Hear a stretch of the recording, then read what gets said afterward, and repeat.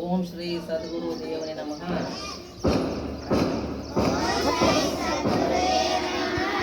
ನೋಡಿ ಮಕ್ಕಳೇ, ಇಂದು ನಮ್ಮ ಶಾಲೆಯ ವಿದ್ಯಾರ್ಥಿಯಾದಂಥ ಅರ್ಜುನ್ ಯಲ್ಲಪ್ಪ ಅವರು ಕೆಲವು ಕವನಗಳನ್ನು ಬರೆದಿದ್ದಾರೆ. ಆ ಕವನವನ್ನು ನಾನು ಓದ್ತೇನೆ, ಕೇಳಿ.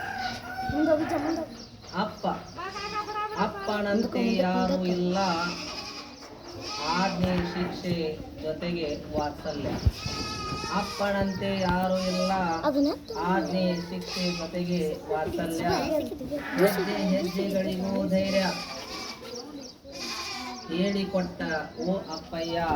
ಅಪ್ಪನೆಂದರೆ ರೋಮಾಂಚನ, ಏಳು ಬೀಳುಗಳಿಗೆ ನಮ್ಮಪ್ಪನೇ ಕಾರಣ. ಚಪ್ಪಾಳೆ.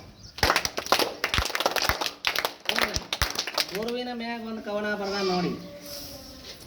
ಏನು ಹೇಳಲಿ ಗುರುವಿನ ಮಹಿಮಾ, ಗುರು ಬ್ರಹ್ಮ ಗುರು ವಿಷ್ಣು ಗುರುದೇವು ಮಹೇಶ್ವರ ತಮ್ಮ.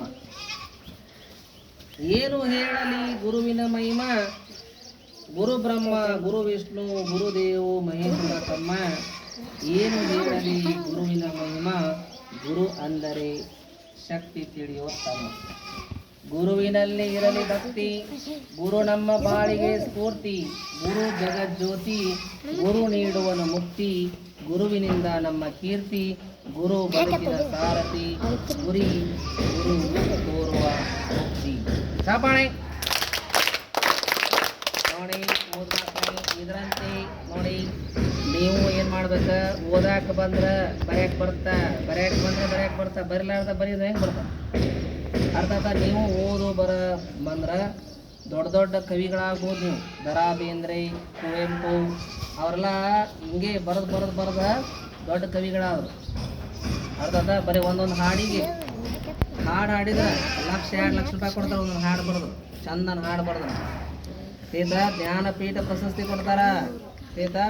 ನೀವು ಎಲ್ಲಿ ಹೋದ್ರೆ ಬಂದ್ರೆ ಪೊಲೀಸರೆಲ್ಲ ನಿಮ್ಮ ಹಿಂದೆ ಮುಂದೆ ಕಾರ್ನ್ಯಾಗ ಕರ್ಕೊಂಡಕ್ಕಾರ. ಅದನ್ನು ತಿಳ್ಕೊ. ಅದಕ್ಕೆ ನೀವು ಒಳ್ಳೊಳ್ಳೆ ಹಾಡು, ಕತೆ, ಕವನ, ನಾಟಕ ಇಂಥವೆಲ್ಲ ಬರೀರಿ. ಸಣ್ಣ ಮಕ್ಕಳಾಗ್ತಮ್ಮ.